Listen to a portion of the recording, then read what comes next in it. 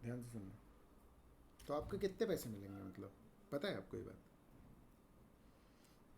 आपके अकाउंट में, अगर आपके बैंक अकाउंट में 50 लाख रुपए हैं, आपके बैंक अकाउंट में 50 लाख रुपए हैं,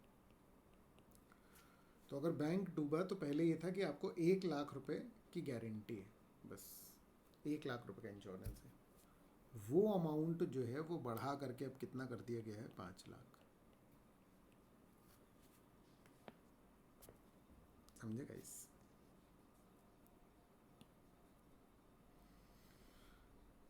DICGC for a depositor, which is now ₹1 lakh to ₹5 lakh per depositor.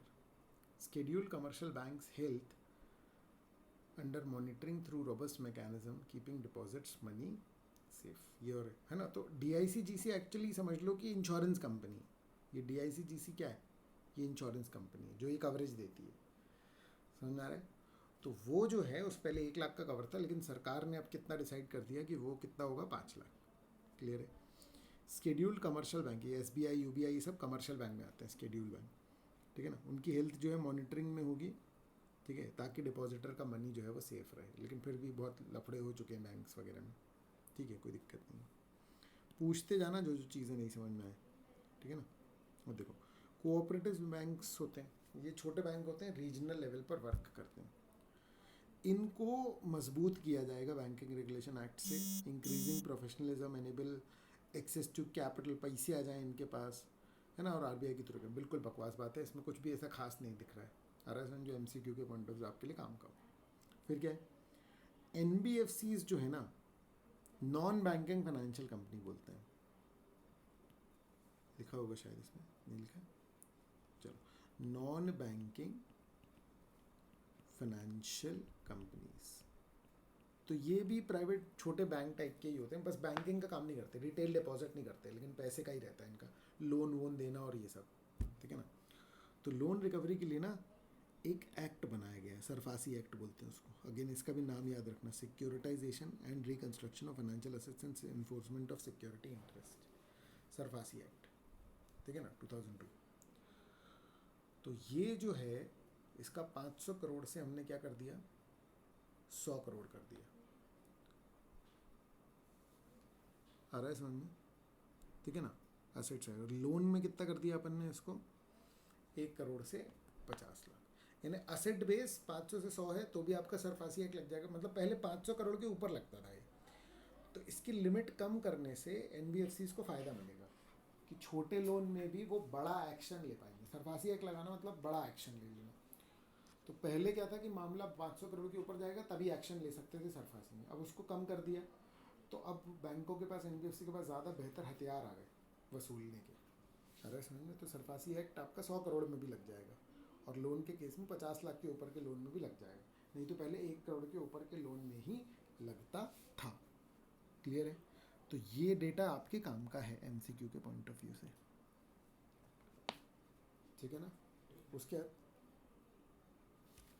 ये एक बार और समझा दें, सरफासी एक्ट तुम ऐसा समझो, ठीक है ना, कि सरफासी एक्ट एक ऐसा है, देखो मैं तुमको बहुत सिंपल एग्जांपल देता हूँ, समझ आ रहा है? कि जैसे अगर मान लो कि तुमको घर वालों ने बोला कि भाई जब तुम कॉलेज जाओगे तो तुमको गाड़ी दिला देंगे, आ रहा है समझ में? बाइक या जो 2 व्हीलर है वो दिला देंगे, आ रहा है समझ में? तो पहले सबको मिलती थी 2 व्हीलर कब, कॉलेज जाने पे, समझ आ रहा है? अब मान लो कि सारे पूरे घरों में सब जगह रूल चेंज कर दिया, हमने कहा अब 11वीं कक्षा से ही आपको क्या मिल जाएगा, 2 व्हीलर जो है वो मिल जाएगी, आ रहा है सामने? तो ये इससे क्या हुआ, इससे आपको जल्दी क्या हो जाएगा, गाड़ी मिल जाएगी। पॉइंट समझ में आ रहा है? अब देखो मैं इसको रिलेट करता हूँ। बेसिकली पहले हमने बोला था बैंकों को कि भैया देखो, अगर मान लो आपने किसी को लोन दिया और वो डूब गया, समझ में आ रहा है? तो अगर आपका असेट बेस जो है वो 500 करोड़ के ऊपर है, समझ में आ रहा है, और लोन जो है अगर आपका 1 करोड़ के ऊपर है, तो आप सरफासी एक्ट यूज़ कर लेना, समझ में आ रहा है? ये बड़ा हथियार यूज़ कर लेना, काय के लिए बड़ा हथियार यूज़ कर लेना, ये डेट की रिकवरी के लिए आपको आसानी होगी। लेकिन ये एक्ट बड़ा रास्ता है, तो और छोटे मोटे चिल्लर चीज़ों में नहीं लगाते हम इसको, अरे समझे। लेकिन अब हमने कहा कि भाई बैंकों की हालत ऐसे में ख़राब हो रही है, लोग लोन ज़्यादा डिफ़ॉल्ट कर रहे हैं, तो हमने कहा कि भैया सरफासी एक्ट थोड़ा कम में भी लगाने दो ना, ऐसा बोल रहे थे NBFCs। तो हमने क्या किया, हमने बोला ठीक है चलो, समझ में रहे। अब जो है हम लिमिट कम कर दे रहे हैं, मतलब आपका 100 करोड़ का एसेट बेस है तो भी आप सरफासी एक्ट लगा लेना, अगर आपका लोन सिर्फ 50 लाख रुपए तक का भी है तो भी आप सरफासी एक्ट लगा लेना। गाइस समझ में आया कि नहीं आया बताओ, ठीक है। फिर क्या बोल रहे हैं, to meet the need for greater private capital, ठीक है ना, it is propose to sell the balance holding of the government of India and IDBI bank to private retail institutional investor through stock exchange. तो IDBI bank को बेच रहे हैं ये लोग, industrial development bank of India. देखो समझो, ये देखो ये ज़रा, गवर्नमेंट जो है वो एडमिनिस्टर भी करती है और एसेंशियल कमोडिटीज़ भी करती है। एडमिनिस्टर में ना वो टैक्स से कमाती है तो पैसा आता है, और वो एक्सपेंस करती है किसमें, पब्लिक के लिए। अब पैसा टैक्स से आता है तो लोगों को हर्ट करता है, तो गवर्नमेंट जो है उसको पैसे चाहिए हैं और अपना वोट बैंक भी बचाना है, तो गवर्नमेंट क्या कर रही है कि अपने जो बिजनेसेस हैं ना यही प्राइवेट को सेल कर दे रही है, ये प्राइवेट को सेल कर दे रही है। इससे गवर्नमेंट के पास पैसे आ जा रहे हैं, रेवेन्यू आ जा रहा है, इससे रेवेन्यू आ जाएगा और टैक्स नहीं लगाना पड़ेगा, और ये डायरेक्टली लोगों को हर्ट नहीं करेगा, लेकिन ये इनडायरेक्टली लोगों को हर्ट कर सकता है,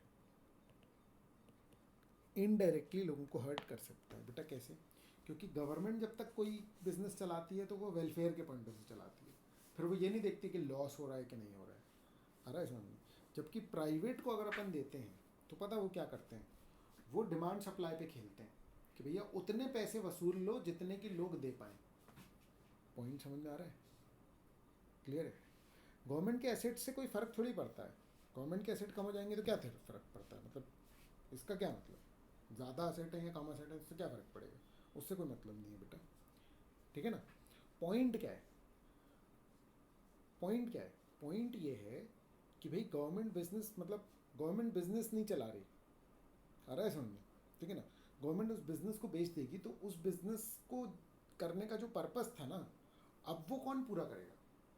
भाई प्राइवेट में और सरकारी में अंतर क्या है, आप सोच करके देखो।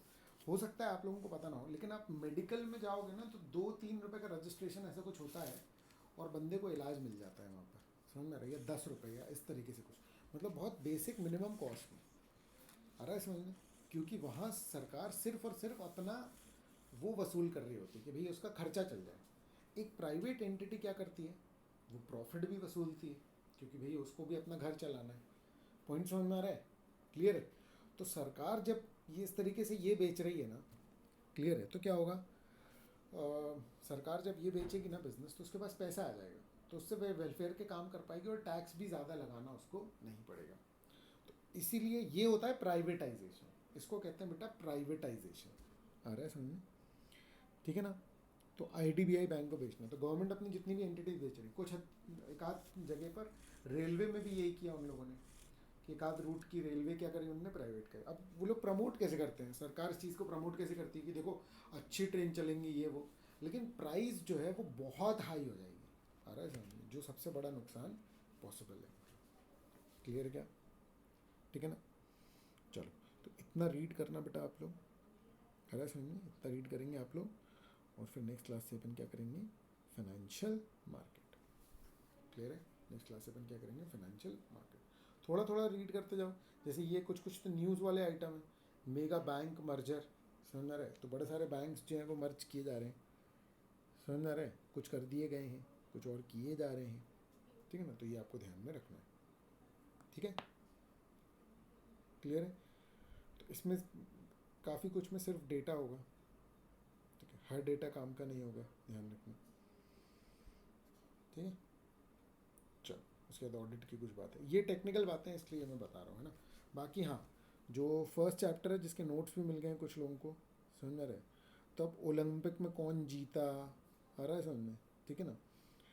और बहुत सारी ऐसी चीज़ें हैं जो कि आप कर सकते हो खुद से। अरे नमस्ते ट्रम्प हुआ था, तो मुझे तो लगता है इसमें व्यूज़ कोई जो लोग थोड़े बहुत भी पॉलिटिकली इंटरेस्टेड रहते हैं उन्होंने तो देखा ही होगा पूरा कि क्या होता है और कैसे होता है ना। मोदी जी पे एक बुक लिखी गई है ना, योद्धा मतलब कर्म योद्धा, इस तरीके से। क्लियर है, ठीक है ना। कहाँ गया, यहीं तो था।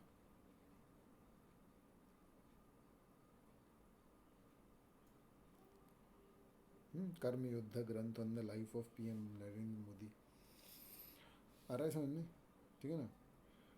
ट्रम्प, टर्बुलेंस एंड ट्रायम्फ, ठीक है, ये भी बुक लिखी है। तो किसने लिखी है, ये ऑथर के नाम इम्पोर्टेंट है, क्या बुक का नाम है, आ रहा है समझ में, इन जनरल क्या दिया हुआ है। तो कर्म योद्धा ग्रंथ, ठीक है, अमित शाह ने रिलीज़ करी है, ठीक है। तो है ना, ठीक है। Return on the life of PM Narendra Modi on Jan 7, 2020। Books में बहुत सारे वर्क्स बताए हैं मोदी जी के, है ना। और बुक के हिसाब से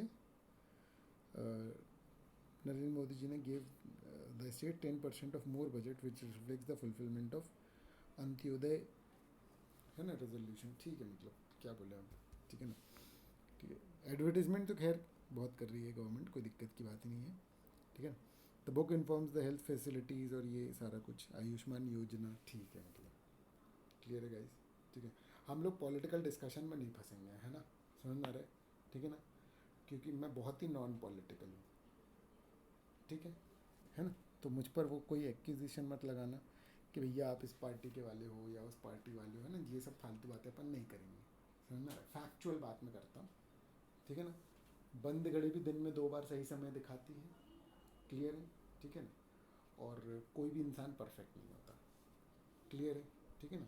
क्योंकि बीजेपी कांग्रेस की सबसे ज़्यादा लड़ाई पता है कैसी चलती है, कि तुमने अगर मान लो कि बीजेपी के लिए कुछ बोल दिया, तो जो बीजेपी वाले हैं वो बोलेंगे कि भैया कांग्रेस ने ऐसा नहीं किया, और तुमने कांग्रेस के लिए कुछ बोल दिया तो फिर तो वो तो वैसे भी भारे ही बैठे, समझ में आ रहा है, कि तुमने ऐसा नहीं किया वैसा नहीं किया, समझ में आ रहा है। अभी देख लो, तो इसका कोई मतलब नहीं है, मतलब जो गलत बात है वो गलत है, चाहे किसी और ने भी कभी कुछ गलत किया है, आ रहा है समझ में, क्लियर है, ठीक है ना। तो अपन ये ध्यान रखेंगे, चलो, ठीक है।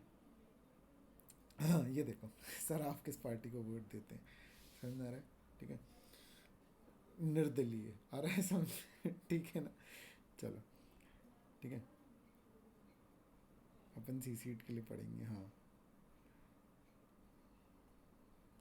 हाँ, इंडिया पाकिस्तान टाइप चलती है, ठीक है, सही बोल रहे हो। चलो ठीक है।